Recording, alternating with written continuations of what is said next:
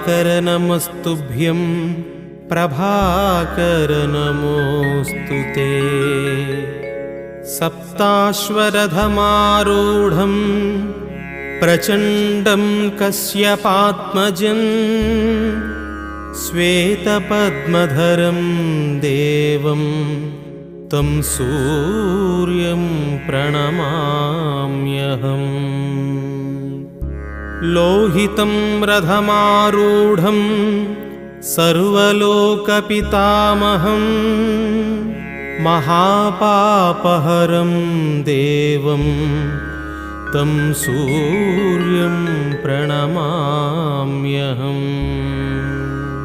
त्रैगुण्यं च महासूरं ब्रह्मविष्णुमहेश्वरं महापापहरं देवं